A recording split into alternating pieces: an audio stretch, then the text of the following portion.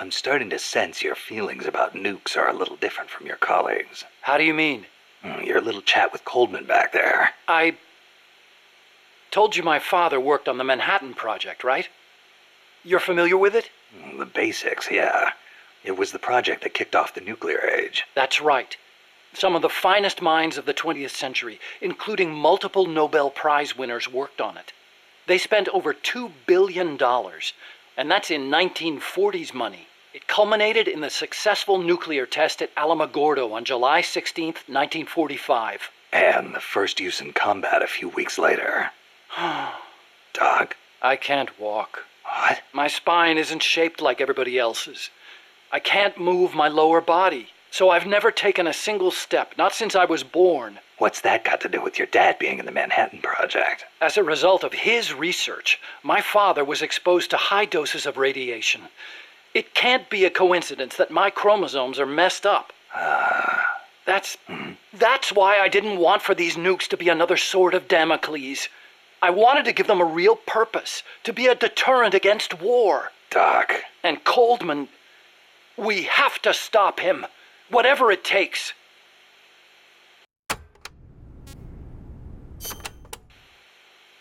August 6th, 1945, Hiroshima.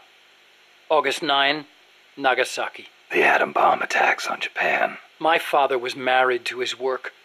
I don't have a single memory of going places or doing stuff with him on weekends. But even as a kid, I knew on some level that it was for his family. I respected him. My mother used to tell me all the time, "Your father is a brilliant scientist. He saved countless American boys from death. You should be proud of him." Yeah. You could say the war ended because of those bombs. When I was in the 5th grade, a Japanese student transferred to our class. She showed me photos of Hiroshima after the bomb.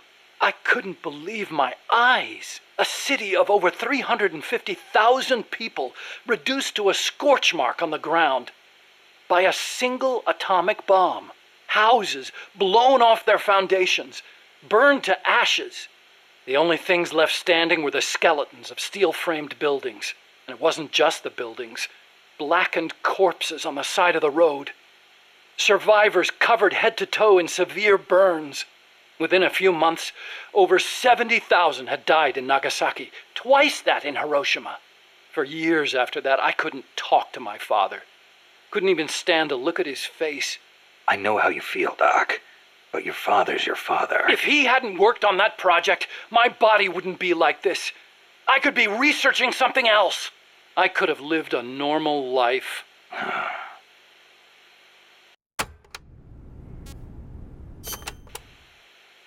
It wasn't so long ago the world stood on the brink of nuclear war. Just over on the other side of the Caribbean. I was 17 at the time. I'd skipped a few grades and was a sophomore at MIT. I remember feeling kind of apathetic about the news that came in every day. It seemed clear to me that as long as they had a grasp of the concept of nuclear deterrence, there was nothing to fear. Either that, or they were fanning that fear on purpose. As a way to secure a bigger defense budget? I can see that. But if that was their plan, it kind of backfired. Because it ushered in the era of détente between East and West. Coldman's really gonna do it this time. Once the nuclear genie is out of the bottle, the yoke of deterrence is going to be meaningless. People will die. Cities will burn. We have to stop him now before it's too late to turn back.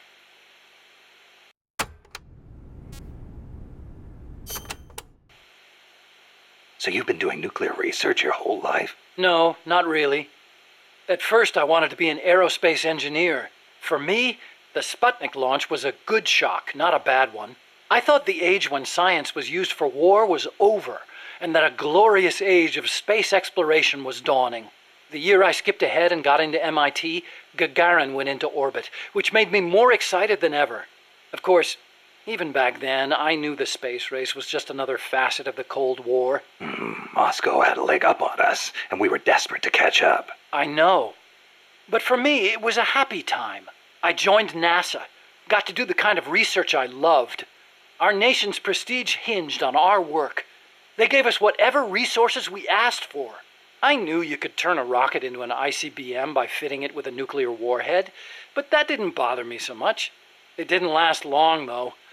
The space and nuclear arms races took up enormous sums of money.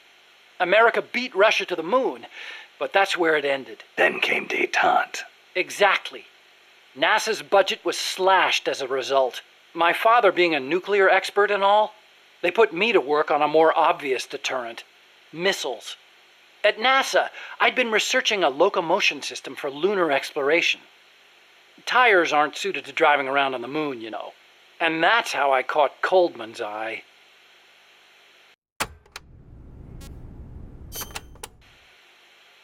But you know, there's something I've never been able to figure out.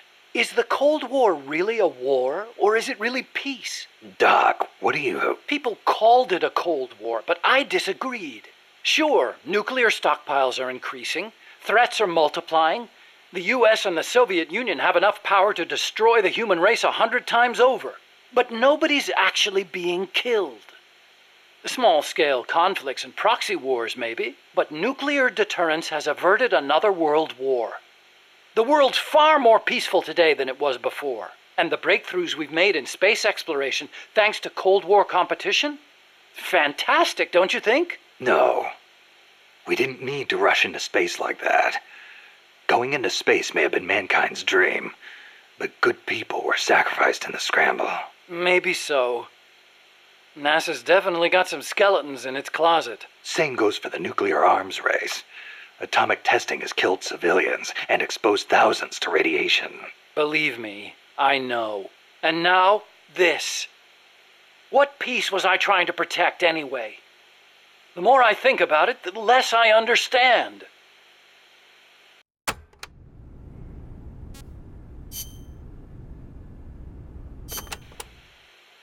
Let's speak in hypotheticals for a minute. Say you wanted to make a clone of yourself. A clone? Paramedic had the same idea.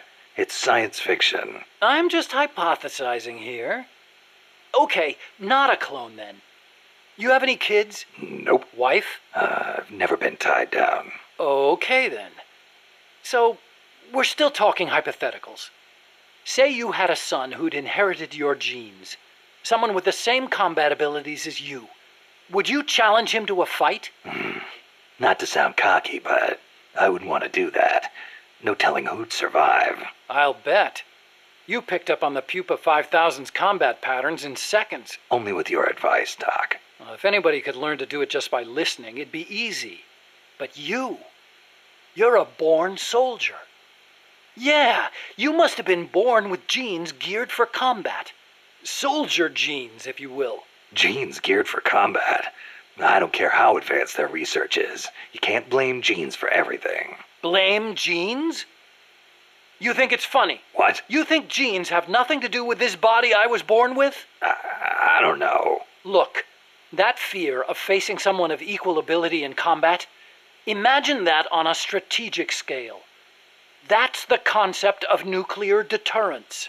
The idea is, when all sides are armed with the destructive power of nuclear weapons, they'll avoid nuclear war in order to prevent mutual annihilation. Doesn't sound all that sophisticated to me. Exactly. It's so simple in principle. But because it's so simple, whether or not it works properly depends on the people involved.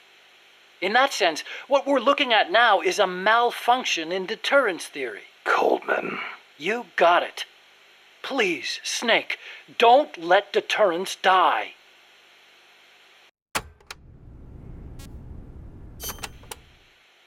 Nuclear deterrence means preventing the use of nuclear weapons in conflicts between states. But what about other situations? Like what? Terrorism has been on the rise in recent years, from separatist movements to far-left extremists. What would happen if nuclear weapons fell into terrorists' hands? Without a state, that is, without territory of their own, the chances of having nukes used against them are slim. They have no reason to fear a nuclear strike. Conversely, they have no reason to hesitate to use nukes against their adversaries. You've got a point. All the ICBMs and strategic bombers in the world amount to nothing against a terrorist group. Right. Of course, this is all still hypothetical. Countries keep their nukes under tight watch. There's no immediate danger of terrorists getting their hands on them. But the day may come when the proposition of nuclear terrorism makes nuclear deterrence theory a dead letter. Nuclear terrorism. Interesting.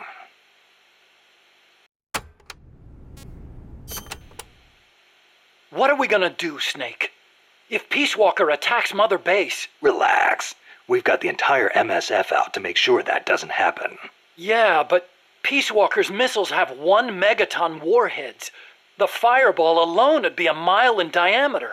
Everything in the vicinity of Ground Zero will be vaporized by the heat rays.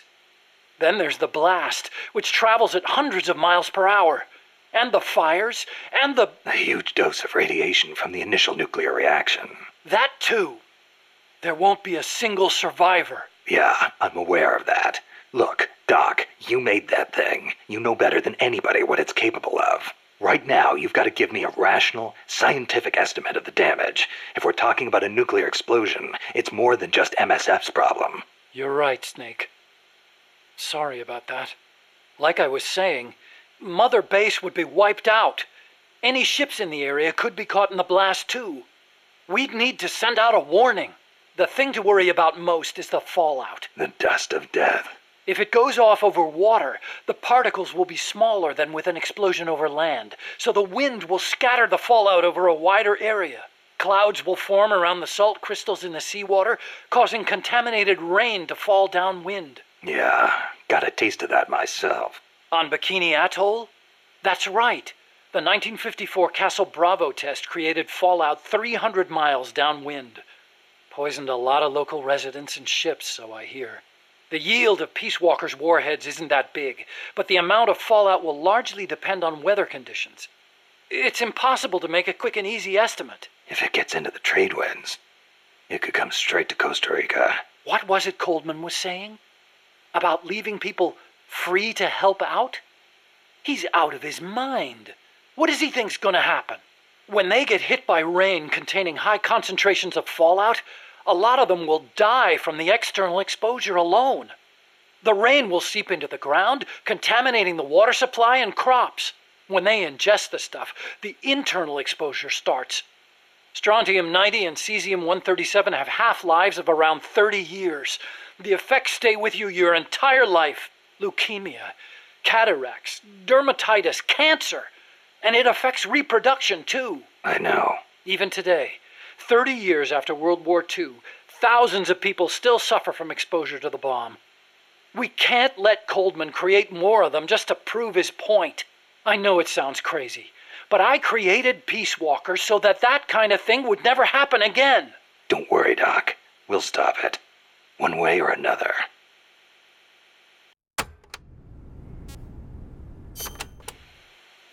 I gotta say, I'm surprised you helped us arm Metal Gear with nukes. What of it? Don't get me wrong, I'm grateful and all, but you sure about this? They may be for MSF self-defense, but they're still nukes. It's essentially the same thing as Peace Walker, which you despised. See, that's exactly it. What is? You don't hide your motives. You tell the truth. That's what makes you different from those CIA bastards. They lay on the charm, win you over. And then, when things get hairy, they turn their backs on you. I'm just telling it like it is. Which is why I get the feeling that you wouldn't be stupid enough to use them. Okay, I'll come out and say it. I trust you. You give me too much credit. You think so? Besides, there's more uses for bipedal locomotion technology than weapons. We make it small enough, and it could have applications in robotics and prosthetic limbs. Maybe one day I'll even be able to walk. Nice thought. I want to stand on my own feet, be master of my own fate, and I'll use your strength to help me do it. If you don't mind, of course. Nah, it's a fair enough deal. Thanks. People can change, I know. But I trust you, Snake. I trust you to be the guy I know now.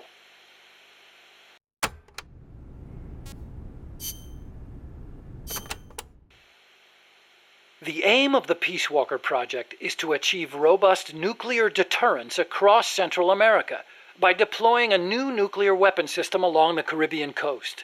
Peace Walker is also the name of the system itself. A nuclear weapon named Peace. I can just see the look on Kaz's face. So why exactly does this new system need legs in the first place? Because it's a walker, an unmanned weapon moving under its own power and capable of launching a deterrent strike from anywhere. That's the whole idea behind Peace Walker.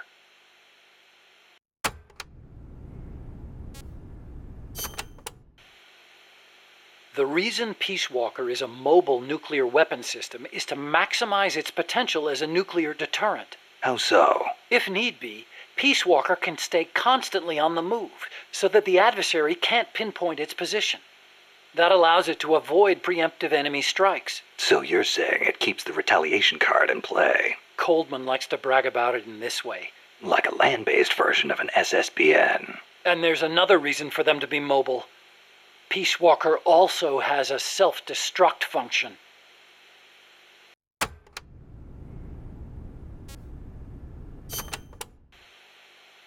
Why would Peace Walker need a self-destruct function? You saw it, didn't you, Snake? That sphere on Peace Walker's head? Yeah? That's a hydrogen bomb. What? You're telling me that thing's a thermonuclear device? Do they have any idea what kind of destruction that thing would cause? I know, it's crazy. I mean, even overkill has its limits. If it's strategic value they want, they could have gone with something smaller. It's like they want a weapon on par with Russia's Tsar Bomba. This arms race is running way out of control. It's an evolutionary dead end. A saber-toothed tiger. You can't load a warhead that big on a missile, of course. And no strategic bomber could carry it. That's where Peace Walker comes in. So, it waltzes into enemy territory carrying a hydrogen bomb and blows itself up. Christ.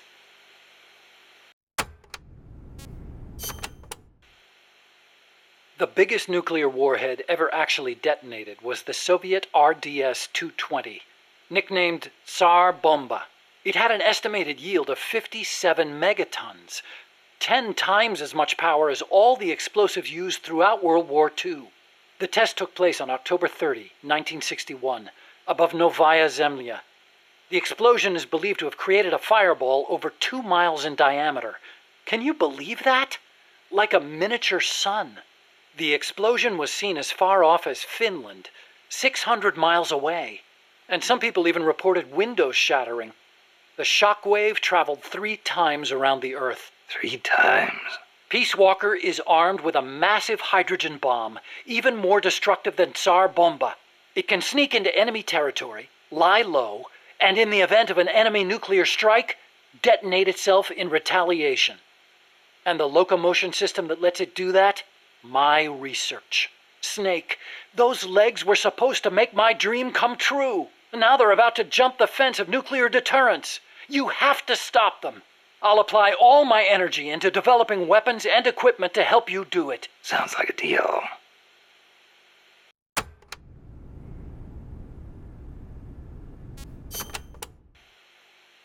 What made you put an AI into Peace Walker?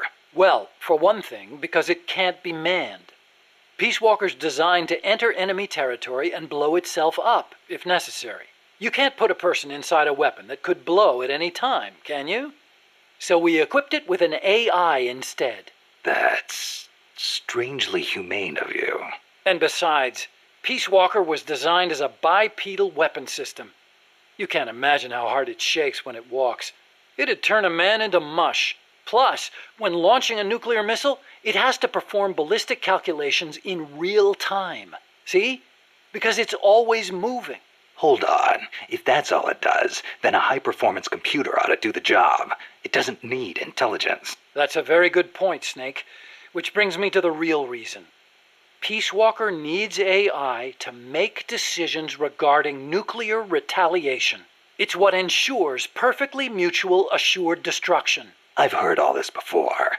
You want a war between machines? We'd never actually launched the first nuke, of course. It's strictly a counterattack system. Only a politician could make such an illogical decision as starting a nuclear war. Conversely, if an adversary launches a nuke at us, the AI will not fail to retaliate. Therefore, the adversary can't launch. The AI guarantees it. Even so, launching nukes without authorization?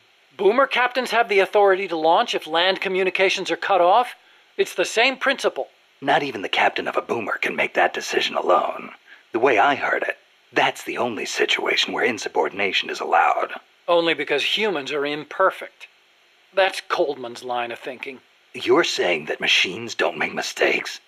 That's a myth. Worse than that, it's blind faith. We wouldn't put our fate, into the hands of any ordinary machine. That's what the AI is for. The decision to launch a retaliatory strike requires high-level judgment. You have to take into account not only the state of the war, but the entire world. And sometimes, you need to make a guess based on incomplete information. Huh. You think an AI can do all that? Yeah. At least Dr. Strangelove does.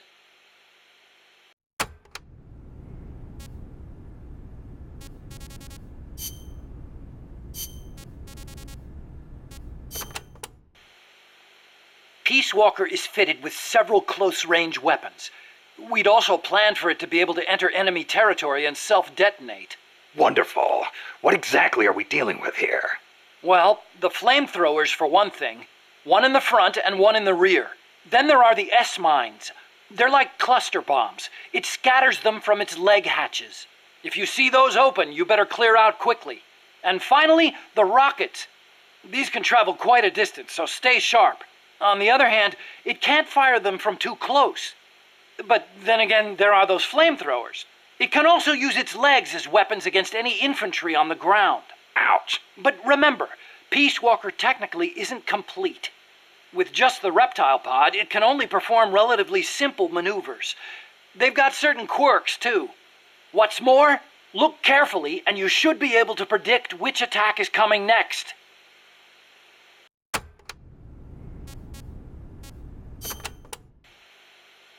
Snake, you have to stop Peace Walker from launching that nuke. Calm down. What do I need to do? To tell you the truth, I don't really know. The mammal pod has probably enhanced both its thought patterns and mobility. The S-mines, rockets, flamethrowers, they're all the same, but I don't know what else to say. You'll just have to stay sharp and watch for how it behaves before each of the attacks. I'll give it a shot. There's no time for anything else. Sorry I can't be more helpful. You can do it, Snake.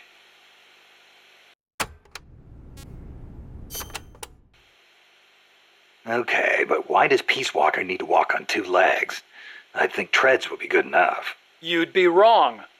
As you know, the terrain in Central America is rugged and complex, especially along the Caribbean coast of Costa Rica.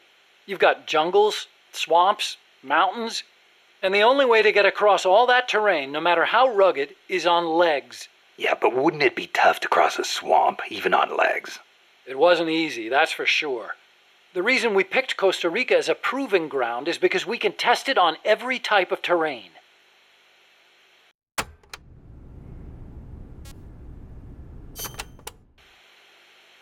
This Peace Walker project the CIA's talking about. You believed in it, huh? Yeah, I believed. Actually, maybe I just wanted to believe. What do you mean? Here's how Coldman explained it. Peace Walker's a weapon for peace. One to ensure true nuclear deterrence. It'd be the anchor to bring stability to Central America.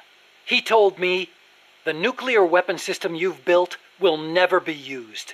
It will forever stand vigil as an icon of peace. And to achieve that, he needed my bipedal locomotion technology. To be honest, I was flattered. Flattered?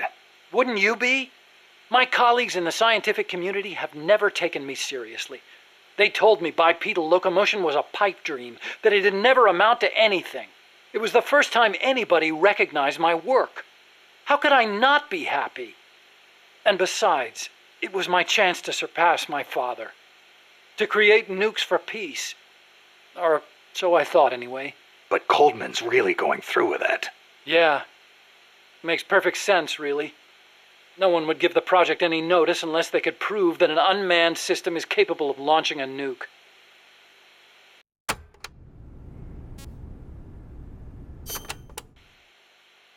Why is Coldman going to launch a nuke? If all he wants to do is prove the AI retaliation system works, he doesn't need to put a live warhead on it. I agree. He could demonstrate the system by launching the missile alone, without a warhead. I asked him the same thing at first. He said there was no point in using a dummy missile, that it'd take an actual nuclear launch to deter potential enemies. Launching the real deal gives him a leg up in negotiations with Langley. That's what he's really after.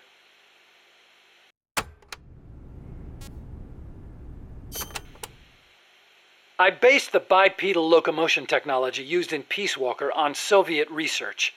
Actually, I'll be honest with you.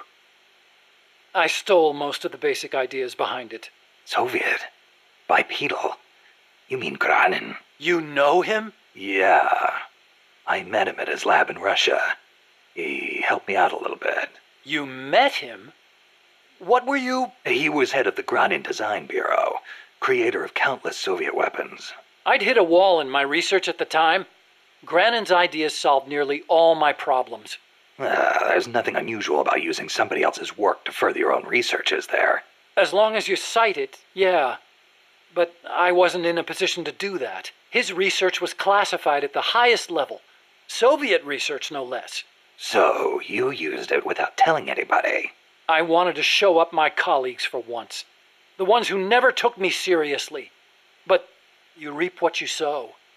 Coldman seized on that vulnerability. Told me if I quit the project, he'd expose my larceny.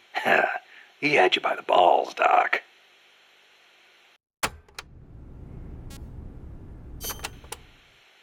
How'd you get your hands on Granin's research? That was also Coldman. He used his agency contacts to get a hold of it. Giving you stolen information, then using it to blackmail you. Damn. I knew it was Granin's work the minute I saw it. See, I'd been corresponding with him for a while. Corresponding? Letters. Between scientists doing the same kind of research. He always complained that nobody understood his ideas on bipedal locomotion. Ah, so you're the American friend he was talking about. Obviously, he didn't write a word about the technology in his letters. Except for one time. If by chance anything should happen to me, I entrust my research to you. Better that than handing it over to these ignorant so-called scientists. Sounds like him, all right. Then one day, his papers actually came. It wasn't hard for me to imagine what had happened to him. I felt it was my duty to carry on his work after him. And also... What? I thought maybe combining his technology with mine could be a way to bring East and West together. Like the docking of Apollo and Soyuz. It'll never make the history books. And it's still not a reason to plagiarize. You're right. You're absolutely right. I never had the courage to tell the truth, that's all. I always looked for excuses to cover it up. Until now. Huh? You told me everything. You're no longer a coward.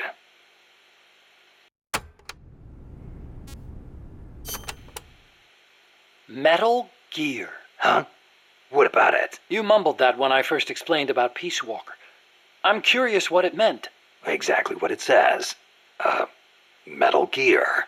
Granin coined the term. Granin did? He thought of his technology as the metal gear that meshes infantry with artillery. I like the sound of that. Metal Gear.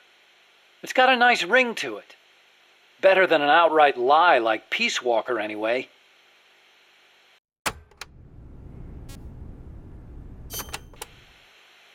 Those papers the CIA gave you, was there any data on the Shagohod in there? Shagohod? A nuclear tank that launches IRBMs. It competed against Granin's system for approval. Oh, the thing with the rockets.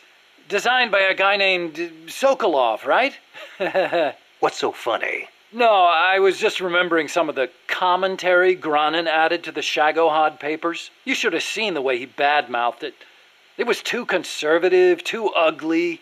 I can imagine. He was so angry when he wrote that, he smeared up the ink. And you know how shoddy the paper is over there to begin with. I'll bet. That's Granin, all right. Imagine accelerating the launcher itself to 300 miles an hour to extend the range of an IRBM. As stupid as it sounds, it's a hell of a concept. Who but the Soviets would think of using a tank as the first stage of a rocket? I actually took a cue from the Shagohod when I developed the pupa. That hovercraft thing? You stole that one, too? Give me a little credit. I only borrowed the concept. The technology is original. As it turned out, hover technology wasn't enough to handle all the terrain in Central America. It relied too much on brute force. But the Shagahod was a major threat. That thing could corner like you wouldn't believe. Built pretty tough, too. You sure know a lot about it. It almost did me in. I couldn't forget it if I tried. Did you in? So you were the one who took it down.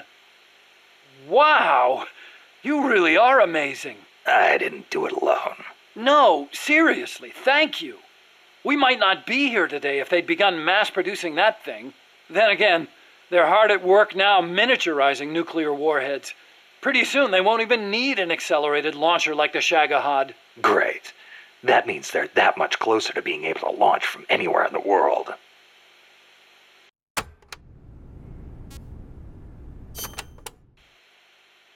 Chico called Peace Walker the Basilisco. Basilisco?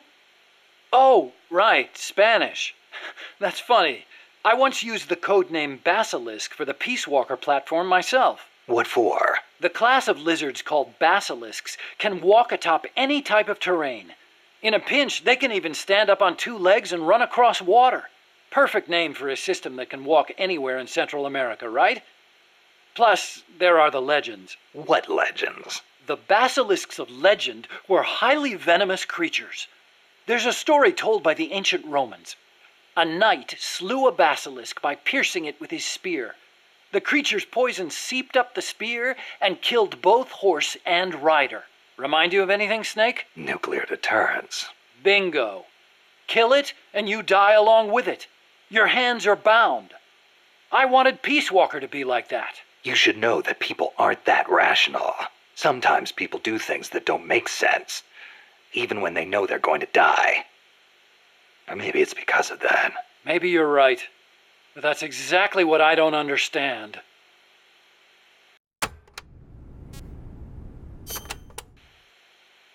Peace Walker contains an assembly of 2 AI pods. One of them is the mammal pod, which Dr. Strangelove developed.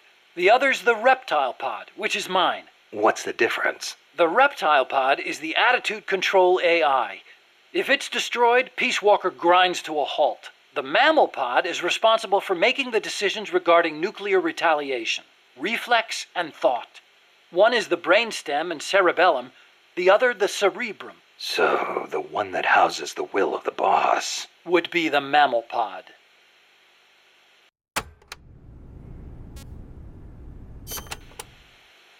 We call it the reptile pod for a reason. The parts of our brains that govern basic life and reflex developed ages ago, when our ancestors were still reptiles.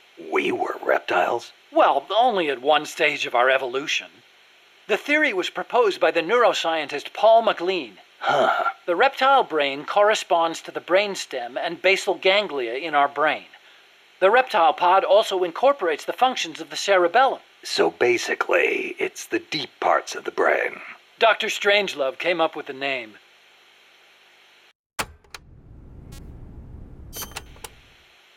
The part of our brain that developed after we became mammals is responsible for high-level brain functions. Such as? Such as intelligence, judgment, even love. That's high level, all right. Location-wise, the mammal brain is on the outside of the reptile brain. The cerebral cortex is part of it. I think it's very telling that Dr. Strangelove named her pod Mammal. It's almost like she wants it to be more than just an advanced AI. What she really wants is for it to have a mind of its own.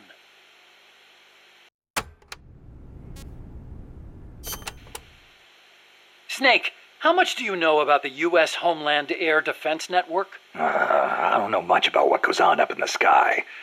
What I do know is that NORAD tracks Santa Claus on its radar. Nice one. I didn't know you were a comedian, too. Huh? No, I'm serious. It's true, NORAD tracks his... Listen to me. Every December they set up a hotline and... Okay, I get it. He's real, I tell ya.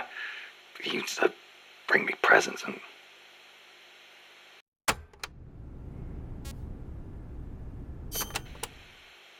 Okay, Snakey. As all good little boys know, keeping tabs on Santa Claus is a very important job for NORAD. But they also have another mission, the one they were created for.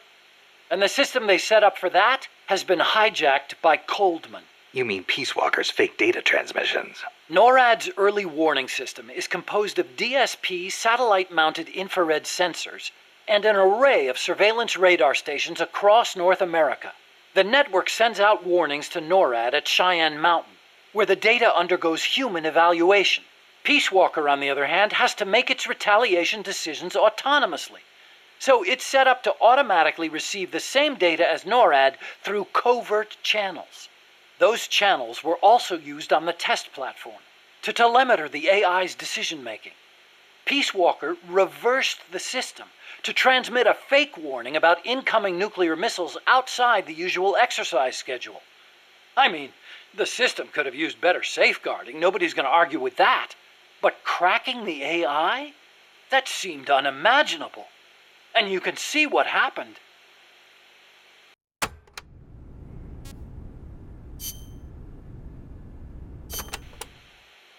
Hey, Doc, what was that you were smoking in the lab?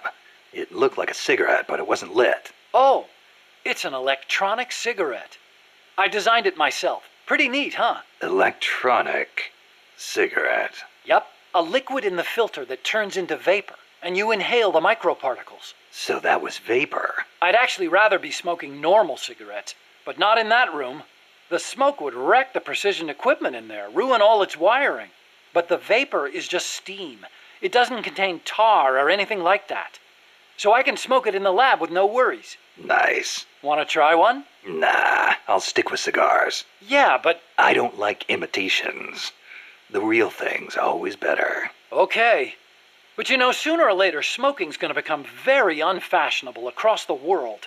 It hurts you and those around you. Electronic cigarettes might not seem so bad then. Yeah, when that happens, I'll think about it.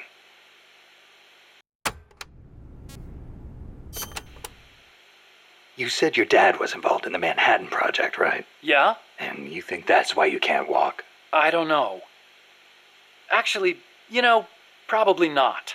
So far, nobody's found evidence that exposure to radiation in parents causes genetic defects in children, except for those exposed in the womb.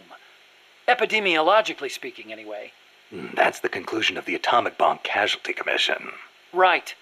The ABCC commenced its study immediately after the war, and it's still ongoing.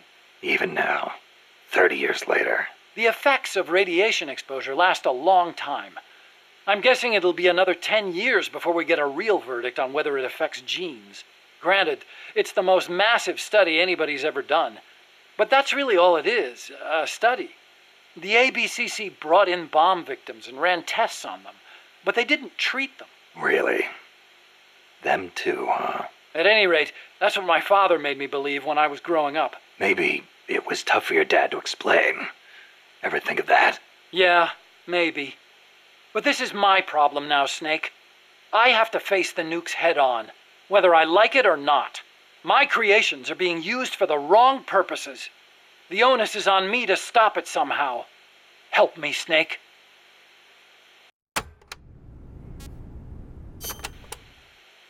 Hey, as long as I'm here at Mother Base, why not assign me to the R&D team?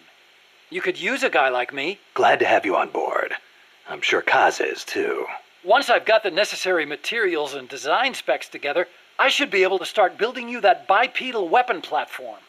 Nothing would make me happier than for my research to help put a stop to Peace Walker.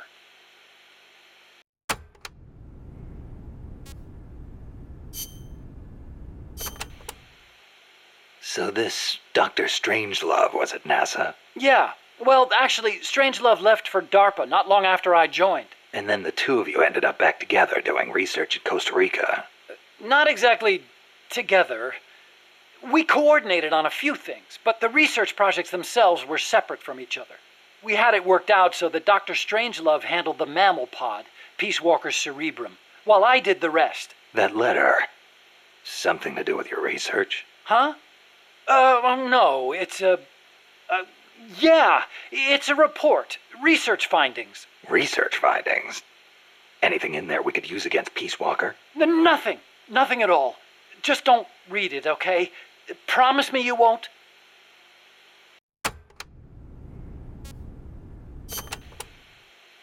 Did you, give that letter to Dr. Strangelove? No.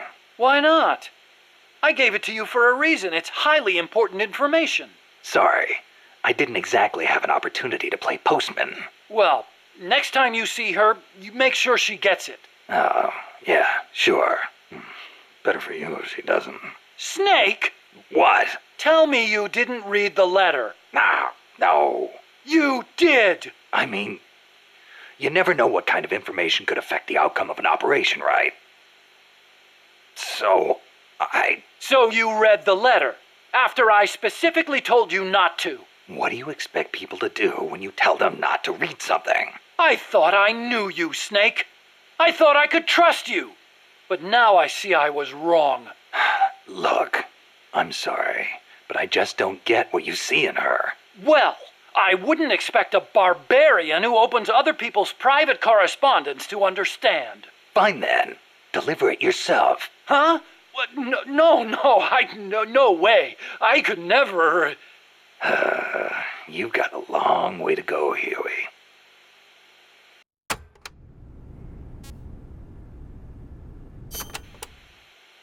You ever see the movie 2001: A Space Odyssey? Can't say I have. Fantastic flick. The outer space special effects are incredible enough, but the depiction of AI is what really stands out. There's an AI? Yeah, a spacecraft pilot AI called Hal. It plays a major role in the story. Dr. Strangelove loves it too. Did I ever tell you about the time we first met up in Costa Rica? No. You know how she hates men, right? So we hadn't seen each other since NASA, and we just weren't hitting it off. Until we started talking about Hal. And then she started going off. The way she talked about it was so intellectual. The way she analyzed every plot detail, how passionate she was about the AI. It made me fall for her all over again. Yeah. You know what? Here's to Hal for bringing her and me closer together. You should ask her about 2001 too.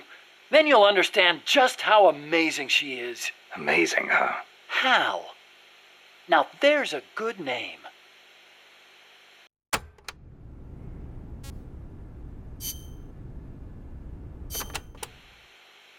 The pupa increases its mobility by using compressed air to hover its rear section. It moves by means of its treads and boosters.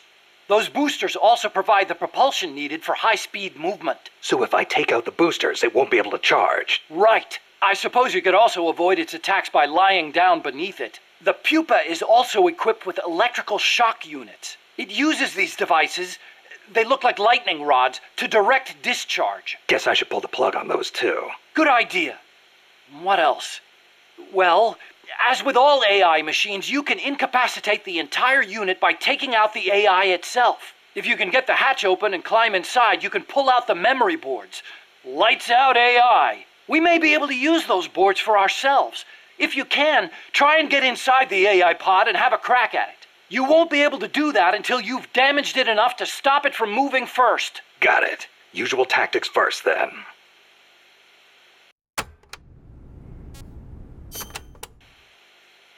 Being an unmanned vehicle, the Chrysalis can perform extreme G-force maneuvers that standard aircraft can't. It'll be difficult to counterattack once it's coming at you.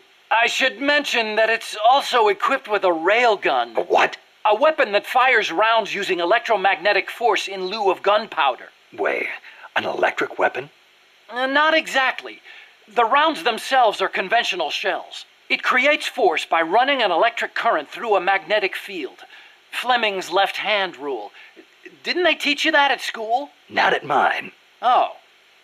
Anyway, as the railgun uses electromagnetic force, it needs to charge before firing. Once you see it starting to charge, take immediate evasive action.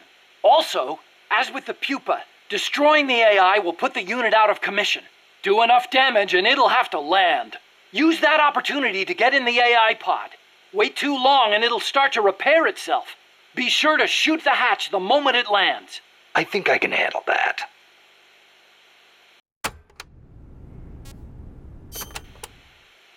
During development, I had trouble figuring out how to handle the cocoon's excess heat. I'm embarrassed to admit it, but the radiators are most likely its weakest points. They're not heavily armored, as heat wasn't dissipating properly. Where are they? There are multiple radiators on the upper and lower sections. Just look for the exhaust fumes. The only thing is, the upper radiators typically aren't exposed. You should probably shoot for the lower ones first. You could move under its body to access the lower ones, but the cocoon is capable of vertical movement, so be careful not to get crushed. Watch out for missiles and hedgehogs, too. Hedgehogs? Anti-submarine multiple spigot mortars? I adapted the technology for use as a surface weapon. Both the missiles and hedgehogs take time to load, though.